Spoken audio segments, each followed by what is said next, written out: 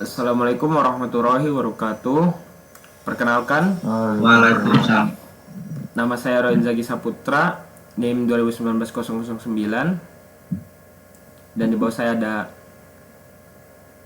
Perkenalkan, nama saya Ramadi Almada, NIM 2019-004. Dan di bawahnya lagi ada. Perkenalkan, nama saya Muhammad Firdawan, NIM 2019-039. Nah, di sini kami akan menjelaskan tentang bagaimana tugas akhir yang sudah ditugaskan. Di sini kami mengambil SMP Muhammadiyah 6 Dau.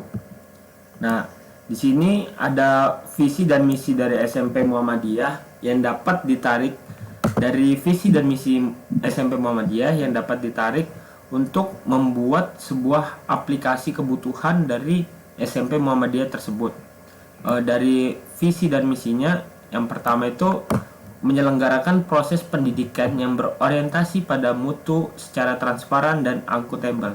Nah, dari situ kita dapat mengambil sebuah cabang di mana aplikasi yang dapat dibuat berupa aplikasi PPDB, aplikasi pembayaran, aplikasi jadwal, aplikasi e-learning, aplikasi absensi, dan aplikasi perpustakaan. Terus untuk yang kedua, mewujudkan sarana dan prasarana yang berkualitas. Nah, itu dari situ dapat ditarik disease control, yang dimana itu disease control itu seperti kayak sesuatu yang tidak terduga, seperti adanya COVID pada pandemi sekarang. Jadi mempersiapkan strategi pembelajaran masa pandemi COVID-19 di sekolah madrasah. Terus uji coba pembelajaran di sekolah madrasah, opsional, kondisional. Nah, dari disease control di sini dapat ditarik ke aplikasi e-learning seperti itu. Jadi ada hubungannya.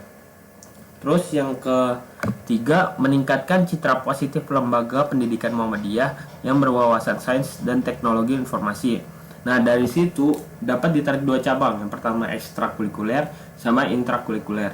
Ekstrakurikulernya berupa PMR, Palang Merah Remaja. Yang kedua itu Pramuka. Yang ketiga itu Care Science. Habis itu untuk intrakurikuler itu ada OSIS, MPK, dan BIS. Seperti itu. Untuk unggul dalam akhlak, di sini ada dua. Yang pertama, tercapainya insan yang berilmu, bertakwa, berakhlak mulia, dan mampu mengaktualisasikan diri dalam kehidupan masyarakat berbangsa dan bernegara berdasarkan Al-Quran dan Sunnah. Di sini kegiatannya berupa AIK, SLQ, sama pembelajaran khusus. Terus yang kedua ada mewujudkan lingkungan sekolah yang hijau, bersih, dan nyaman. Kegiatannya berupa kerja bakti sama LISA, lihat sampah ambil. Dari visi dan misi tersebut, kami dapat membuat latar belakang sebagai berikut. Perkembangan di dunia saat ini sangat cepat jika dilihat dari segala aspek, termasuk dunia pendidikan. Nah, di sini kami cenderung menuju ke perpustakaan. Perpustakaan merupakan tempat yang bisa dimanfaatkan untuk mencari beberapa referensi buku untuk dipinjam ataupun hanya dibaca. Pada setiap perguruan tinggi terdapat perpustakaan untuk dimanfaatkan aktivitas akademik tersebut. Begitu juga dengan SMP Muhammadiyah 6 Dau, terdapat sebuah perpustakaan yang masih menggunakan sistem manual.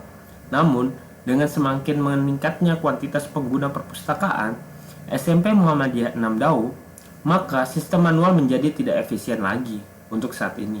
Seperti itu. Nah, pada penelitian kali ini difokuskan untuk membentuk perencanaan pengembangan cetak biru aplikasi sebagai pedoman sekolah untuk melakukan pengembangan IT dalam proses sekolah agar bisa membantu para stakeholder. Stakeholdernya di sini tuh berupa kayak guru, kayak intinya kayak yang ada di dalam sekolah tersebut. Seperti itu. Dalam sekolah, dan juga agar bisa membantu sekolah untuk berkembang menjadi lebih maju dan sesuai dengan visi dan misi yang dituju. Seperti itu.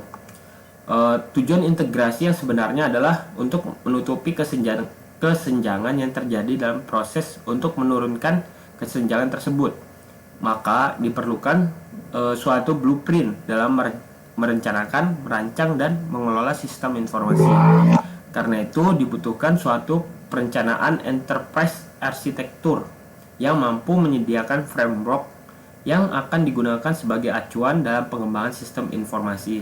Salah satunya adalah visual paradigms yang kami gunakan. Dengan diadakannya penelitian ini dapat diharapkan sekolah dapat meningkatkan efektivitas dan efisiensi kerja dalam proses administrasinya dan terintegrasinya sistem sekolah yang dapat menunjang proses manajemen sekolah. Jadi dari pendahuluan tersebut kita dapat mengambil kesimpulan bahwa perpustakaan SMP 6 Muhammadiyah Dau itu belum memiliki sistem yang memumpuni karena dia menggunakan sistem yang masih manual seperti itu.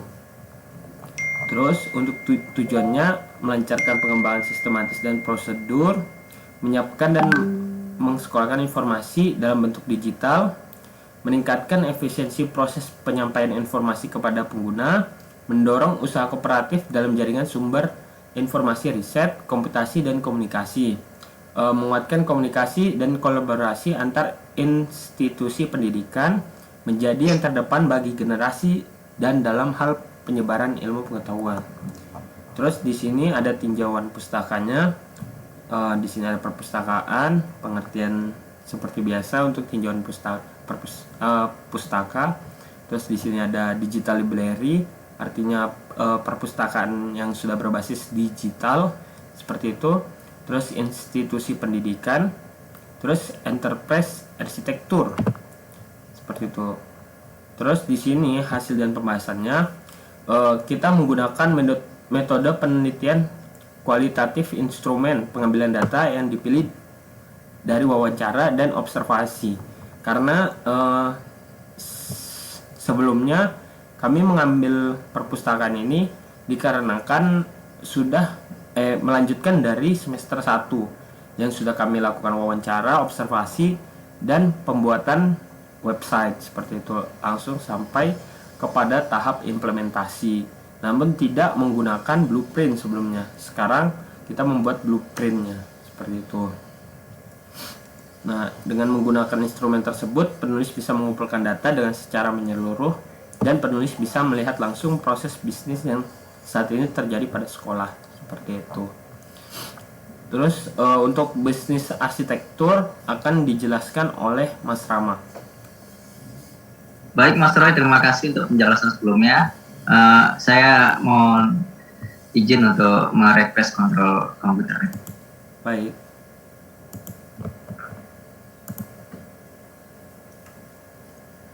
Baik, akan saya mulai. Di sini ada bisnis arsitektur. Pada tahapan analisis ini, proses bisnis yang berjalan pada sekolah secara garis besar pada saat ini memberikan pelayanan seperti penerimaan siswa-siswi baru, perpustakaan, ekstrakurikuler, dan intrakurikuler, aplikasi siswa, dan kegiatan belajar. Berdasarkan observasi yang telah dilakukan pada sekolah, proses bisnis hampir semua kegiatan-kegiatan yang dilakukan masih dalam proses manual. Sebagai contoh, saat siswa memerlu untuk meminjam buku pada petugas perpustakaan harus mencatat secara manual transaksinya, di mana itu tidak efisien dalam pencariannya melihat data yang terdapat sangat banyak sekali bukunya. Nah, ini bisa terjadi kesalahan dalam hal tersebut. Dalam proses ini, khususnya pada administrasinya, yang belum terintegrasi satu sama lain karena hal ini, integrasi keuangan yang belum efektif dan mengumpulkan data dan penyimpanan data, human error juga masih sering. Data juga masih tersimpan dalam hard disk dan tidak selarasnya data antara administrasi keuangan yang menyebabkan kesalahan data. Ini jadi datanya masih simpan secara di komputer ya, komputer lokal. Jadi itu bahaya sekali jika dia misalnya ada disaster seperti gempa atau apa, nanti komputernya dia bisa rusak, nanti data bisa hilang. Nah, itu sangat berbahaya. Makanya itu lebih baik data disimpan di cloud. Nanti pada selanjutnya akan saya jelaskan di untuk workflow-nya pada visual paradigm sebagai berikut. Oke, akan saya scroll untuk melihat workflow-nya. Di sini workflow-nya nih ada workflow peminjamannya dan pembuatan pendaftaran anggotanya. Di sini ada pertama, anggota mengisi form pendaftaran dan kedua, pustakawan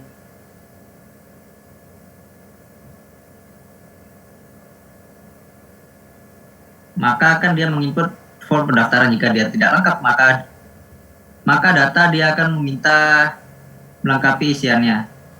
Dan jika dia lengkap, maka dia akan aplikasi akan memproses datanya di data store atau di database dan menyimpannya. Setelah itu, pustakawan mencetak kartu anggota. Setelah pustakawan mencetak kartu anggota, aplikasi akan secara otomatis memproses cetak kartu anggota menggunakan printer atau sesuatu yang bisa memproses seperti fax atau printer. Setelah itu, pustakawan menstempel untuk membuatnya agar seperti asli menggunakan stempel pustaka. Setelah itu, anggota menerima kartu. Setelah anggota menerima kartu, maka anggota bisa meminjam buku. Nih, berikut untuk proses peminjaman bukunya. Pertama, anggota mencari buku.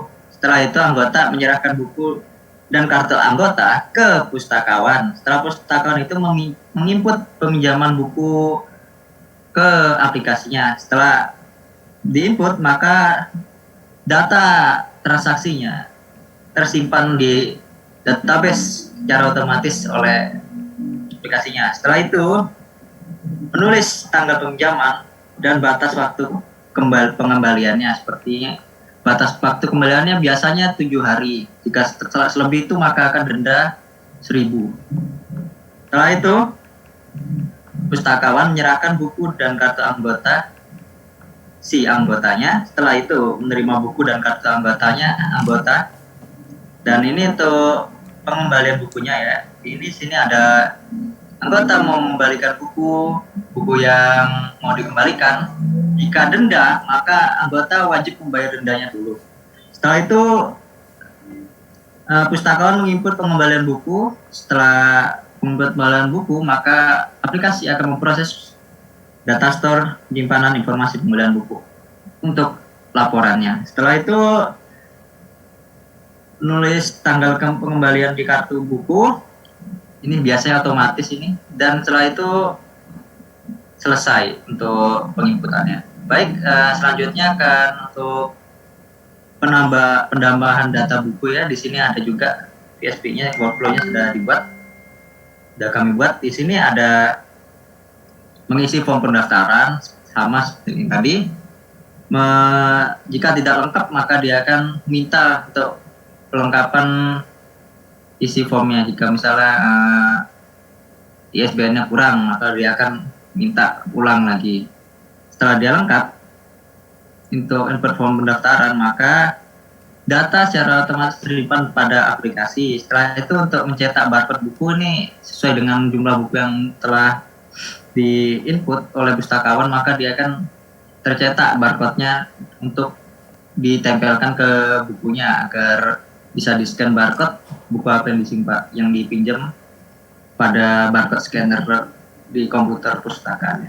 Setelah itu proses pencetakan barcode buku, setelah itu ditempel barcode buku oleh pustakawan. Di sini ada workflow untuk pengeditan data buku, misalnya ada yang salah untuk SBN-nya atau ada yang salah namaannya, di sini bisa diedit. Ini ada input form pengeditan seperti sama tadi. Jika dia tidak lengkap, akan aplikasi minta ulang lagi. Setelah itu data store untuk mengupdate informasi buku pada SQL-nya. Setelah itu ini untuk penghapusan buku. Jika pustakawan ingin menghapus, maka dia akan pada database akan menghapus datanya. Di sini biasanya penghapusan data ini tidak secara hard delete ya. Di sini soft delete akan biar aman dia. Di sini jika pustakawan dia tidak menghapus, tidak jadi menghapus atau salah pencet, maka akan balik ke menu utama. Setelah itu selesai workflow pendaftaran buku. Selanjutnya ada workflow pendaftaran siswa. Di sini hampir sama juga desainnya. Di sini ada pendaftaran buku, form pendaftaran, input form pendaftaran, informasi, simpan informasi, cetak kartu anggota, proses kartu anggota, stempel kartu anggota agar dia official dan terlihat asli. Setelah itu untuk pengeditannya hampir sama juga. Edit, input form pengeditan, input jika dia lengkap, jika dia tidak lengkap maka dia minta balik. Setelah itu mengupdate informasi form. Setelah itu untuk penghapusan hampir sama juga. Untuk penghapusan hampir sama seperti tadi. Jika pustakawan ingin menghapus, maka dia akan minta aplikasi untuk menghapus, dan aplikasi di SQL maka dia akan soft delete atau tidak hard delete. Nah, untuk yang adminnya, itu pendaftaran admin, di sini ada juga workflow-nya. Nah, di sini untuk mendaftar admin ada yang sedikit berbeda. Di sini karena dia admin, jadi dia tidak bisa ditambah di aplikasinya agar aman. Dia hanya bisa ditambahkan oleh super admin di servernya, server langsung di MySQL langsung. Di sini pada MySQL dia akan bisa nambah di bagian server, bagian anggotanya sini. Nah, di sini ada mengisi form pendaftaran. Di form pendaftaran yang bedanya apa? Di sini ada penambahan status level. Nah, pada status level itu kita isi bukan user. Nah, makanya dia sedikit berbeda. Sini ada input form pendaftaran, simpan informasi form. Nah, setelah itu dia akan langsung, jika dia ada yang salah namanya mungkin bisa diedit sini. Bisa input form pengeditan. Jika dia tidak lengkap maka dia akan minta lagi seperti biasa. Jika dia lengkap maka dia akan lanjut diproses oleh server. Untuk penghapusan datanya ya sama, tapi di penghapusan datanya ada di MySQL server nih. Nah, untuk penghapusan datanya dia tidak pencet tombol hapus. Jika dia kepencet maka pencet tidak, maka dia akan otomatis tidak jadi terhapus. Dan ini selesai untuk workflow. Dan untuk selanjutnya di sini ada arsitektur data. Ini setelah kami mengidentifikasikan proses yang mendukung dalam proses bisnis sekolah, pada selanjutnya kami melakukan pengidentifikasian dan pengelompokan data yang dibuat dalam proses tersebut. Nah, pada saat ini pendataan yang dilakukan pada sekolah masih menggunakan aplikasi Word, Excel, PowerPoint, dan pokoknya manual lah dia habis. Nah, pada dalam penyimpanan ini kita menggunakan database SQL secara umumnya ya. Di sini ada skema database perpustakaannya atau EDL model. Di sini ada siswa. Di sini ada tabel siswa. Di sini ada beberapa atributnya yaitu NIM mahasiswa, nama mahasiswa, tempat lahir, tanggal lahir, jenis kelamin, nomor telepon, alamat, email. Dan di sini ada recursive relation-nya nih ya, ini untuk menggrupkan siswa agar dia terorganisir. Dan di sini ada create add atau timestamp-nya sini sama update add. Nah, di sini dia membuat relasi peminjaman. Nah, di sini jika siswa dia meminjam, maka dia akan di dalam tabel peminjaman sini, maka dia akan meminta tanggal peminjaman, tanggal pembelian ini biar secara otomatis biasanya nih. Untuk tanggal pengembalian biasanya dia otomatis terisi 7 hari setelah tanggal peminjaman. Setelah 7 hari itu maka akan denda Rp1.000. Di sini ada dia meminta NIM siswa. Nah, di sini ada NIM siswanya, dia meminta siswa mana yang meminjam, dan di sini ada buku atau kode bukunya, ISBN-nya nih. Di sini dia meminta ISBN dari kode buku tersebut. Nah, di dalam kode buku sini dia terdapat relasi subtable-nya yaitu jenis. Nah, di sini ada jenis atau pengisian jenis buku. Di dalam jenis buku ini ada relasi lagi ke lokasi. Di sini untuk tempat lokasinya di mana, misalnya di rak 001, di rak 002 dan seterusnya. Nah, setelah peminjaman selesai, maka dia akan kita buat lagi tabel rekap peminjaman. Dan di sini ada rekap pinjaman, tabel tugas nih relasinya many to many. Ini antara tabel kesimpanan, tabel peminjaman dan tabel petugas nih relasinya many to many, dan pivot tabelnya ini yaitu rekap peminjaman. Nah, di sini ada Dalam rekap peminjaman di sini ada ID peminjamannya. Ini ID peminjamannya nih namanya increment, dia tidak boleh sama 01 dan 02 dan selanjutnya. Nah, di sini ada ID petugas juga tidak boleh sama juga. Kodenya unik dia. Dan di sini ada tanggal rekapnya. Di sini tanggal rekapnya ini tanggal kapan peminjaman itu terjadi. Nah, nanti setelah direkap maka dia akan bisa tahu di mana tugas apa yang sedang mengurus peminjaman bukunya. Nah, di sini ada tabel petugas juga ya di sini. Ada nama petugas, alamat tugas, nomor telepon petugas, dan kapan dibuat akun petugas itu, ada timestamp juga. Dan yang untuk selanjutnya ada skema jaringan perpustakaannya secara kasarnya di sini. Di sini ada maaf, kan saya scroll dulu. Di sini ada internet dan server database. Nah, di sini ada dia setelah data terproses dari misalnya administrasi ini untuk pemrosesan pesanan, laporan atau apa, maka dia akan tersimpan otomatis dari aplikasi ke database server lokal dulu. Setelah itu dia maka akan terupload melalui internet agar dia aman, agar datanya aman misalnya ada terjadi disaster atau bencana. Dan di sini ada juga nih untuk server lokalnya untuk pengadaan dan pengolahannya. Ini ada barcode printernya, bisa kita bisa kita scan barcode-nya di buku untuk mengecek buku itu buku jenis apa, buku fantasi atau buku apa, bisa dicek sini. Dan di sini ada juga untuk administrasi ini untuk tugasnya, dan di sini ada security-nya untuk mengecek informasi anggota pengunjung pada saat ini. Misalnya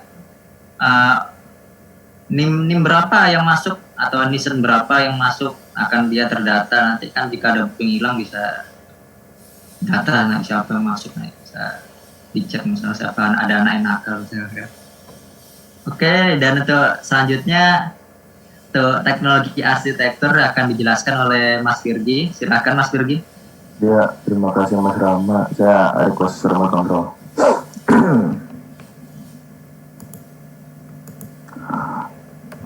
Oke, udah ya. Oke. Untuk bagian teknologi arsitektur ya, pada fase ini kita menggambarkan struktur teknologi yang dibutuhkan oleh sekolah, dimulai dari penentuan teknologi yang dibutuhkan seperti perangkat keras dan perangkat lunak ya, dan juga mempertimbangkan alternatif dalam pemilihan teknologi pada saat ini. Perangkat keras yang digunakan pada setiap divisi menggunakan komputer dengan spesifikasi yang bisa menunjang rekomendasi aplikasi yang diperlukan.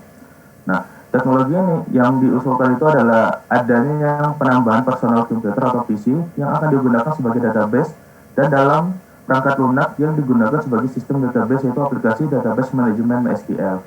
Nah, database yang akan diimplementasikan berguna untuk sistem penyimpanan data pada sekolah yang akan terintegrasi dengan semua divisi. Hal ini dapat mempermudah sekolah dalam mengurangi kertas dan menjaga data agar lebih aman. Nah, berikut ini adalah kondisi teknologi yang telah diimplementasikan pada sekolah tersebut. Yang pertama ada dalam pengaksesan internet sekolah memakai jasa orang ketiga, dan sistem yang diimplementasikan masih menggunakan Wi-Fi dan belum terintegrasi satu sama lainnya. Yang kedua itu sistem operasi yang dipakai oleh semua personal komputernya itu dalam sekolah adalah Microsoft Windows 10 atau Windows 10. Yang ketiga, laporan administrasi yang akan diproses masih dikirimkan melalui email atau dengan flash disk. Nah, terus selanjutnya itu ada masing-masing divisi masih menyimpan data-data di dalam komputer pribadi karena tidak adanya database. Nah, melihat kondisi saat ini, pengintegrasian sistem informasi di dalam sekolah menjadi sasaran utama dalam melakukan pengembangan cetak biru yang dilakukan pada penelitian ini. Karena hal itu berikut ini adalah kondisi teknologi arsitektur yang diharapkan. Itu yang pertama adalah jaringan terintegrasi antara satu sama lain yang memudahkan sekolah dalam melakukan pengiriman laporan administrasi dan juga keamanan data yang lebih baik. Yang kedua, pembangunan database yang digunakan untuk penyimpanan data di dalam sekolah agar data lebih tertata dengan baik dan mengurangi kehilangan data. Selanjutnya itu ada bagian opportunities and solution. Nah, peluang dan solusi pada sekolah untuk menghasilkan pemodelan arsitektur yang bertujuan untuk membuat sebuah blueprint arsitektur yang digunakan sekolah sebagai acuan untuk memperbaiki atau mengimplementasi sistem saat ini. Dalam sekolah, dalam penunjang proses implementasi, ada beberapa hal yang harus diperhatikan. Hal ini dilakukan untuk memperkecil risiko kegagalan dalam implementasinya. Lalu selanjutnya itu ada bagian biaya. Pada fase ini menggunakan gambaran struktur teknologi yang dibutuhkan oleh sekolah, dimulai dari penentuan teknologi yang dibutuhkan seperti perangkat keras dan perangkat lunak, dan juga mempertimbangkan alternatif dalam pemilihan teknologi. Faktor ekonomi sangat berperan karena sekolah harus menghitung keuntungan yang didapat dari pengimplementasian sistem yang akan berjalan dan harus sesuai dengan biaya yang dikeluarkan. Pada kasus sekolah, sistem dan aplikasi yang dirancang sekolah memerlukan tambahan personal komputer yang akan digunakan sebagai tempat penyimpanan database, dan sekolah perlu untuk membeli atau membuat beberapa aplikasi yang direkomendasikan untuk diimplementasikan pada beberapa divisi di dalam sekolah. Nah, berikut ini ada tabel kebutuhannya. Yang pertama itu paket personal komputer database yang mana diisinya itu ada monitor, CPU, keyboard, dan mouse dengan harga 12.500.000. Terus selanjutnya ada paket personal komputer untuk admin yang dimana itu ada monitor, CPU, keyboard, plus mouse-nya sama barcode reader-nya. Itu dengan harga 8.500.000. Yang ketiga ada personal komputer untuk database-nya yang dimana itu sama dengan yang punya admin tadi. Terus yang keempat itu instalasi aplikasi perpustakaan, itu ada input data buku, input data admin, data siswa, sama cetak barcode-nya. Nah, total dari jumlah biaya tersebut yang masih dikira-kira itu ada 22.500.000. Lanjut, saya akan menjelaskan atau dokumentasi penggunaan aplikasi perpustakaan kami. Yang itu yang pertama itu ada bagian splash screen dan loginnya. Nah, saat melakukan bagian splash screen dan login, saat kita membuka aplikasi itu nanti akan muncul splash screen-nya langsung menuju ke halaman login. Nah, di halaman login nanti kita akan melakukan penginputan username sama password. Nanti setelah login dia akan menuju ke dashboard-nya. Terus setelah dia menuju ke halaman dashboard, nah ini kan ada halaman home-nya. Halaman home itu ada menampilkan beberapa fitur yang tersedia, ada 5. Yaitu yang pertama ada bagian fitur transaksi, yang kedua ada fitur registrasi, fitur data siswa, data buku, dan fitur tentang. Oke, saya akan menjelaskan masing-masing satu dari fiturnya. Itu yang pertama itu fitur yang transaksinya. Nah, di halaman transaksi ini akan menampilkan beberapa fitur yang tersedia. Pada halaman ini terdapat fitur utama, yaitu penambahan dan peminjaman buku.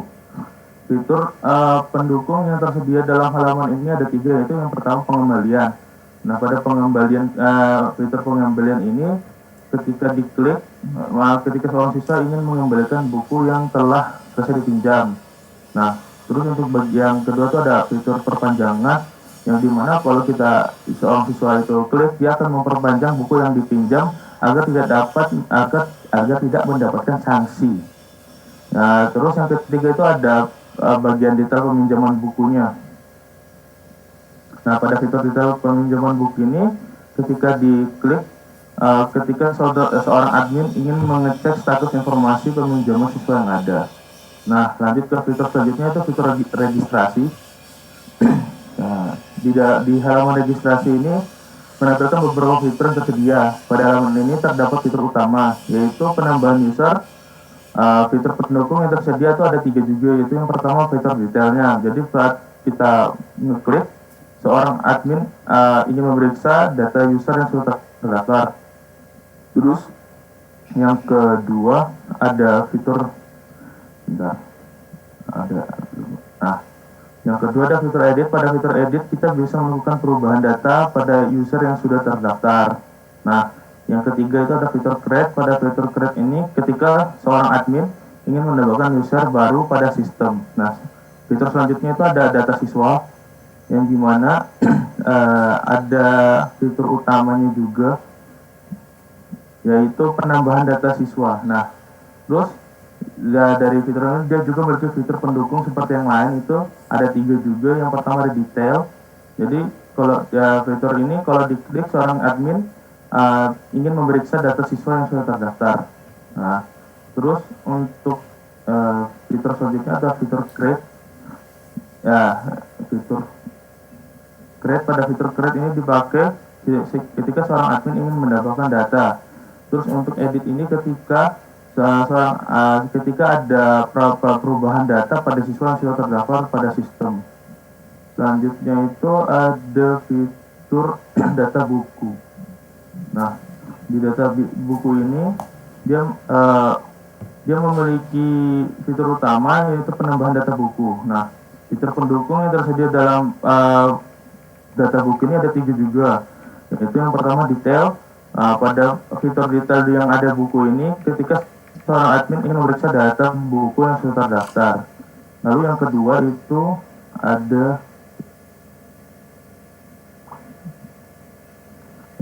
yang kedua ada fitur edit, yang dimana itu kita bisa pakai ketika ingin melakukan perubahan data buku yang sudah terdaftar pada sistem. Lalu yang ketiga ada fitur create, yang dimana ketika seorang admin ingin menambahkan data buku baru pada sistem. Terus yang fitur selanjutnya, fitur yang terakhir itu ada tentang, yang dimana berisikan informasi-informasi tentang pembuat dari aplikasi tersebut. Nah, yang membuat aplikasi tersebut ada bagian front end ada Roin Zaki dan saya sendiri. Dan terus bagian back endnya ada Rama Riamada. Mungkin segitu saja dari saya kembalikan kepada moderator.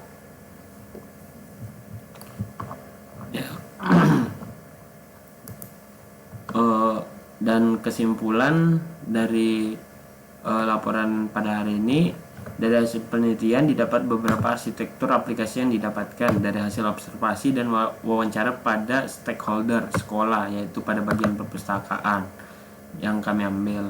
Didapat aplikasi pada bagian administrasi perpustakaan yang akan diintegrasikan menggunakan database, menggunakan implementasi mobile, yaitu menggunakan Dart, dan web menggunakan PHP. Nah, seperti itu. Jadi sekian dari kelompok kami, kurang lebihnya mohon maaf. Assalamualaikum warahmatullahi wabarakatuh.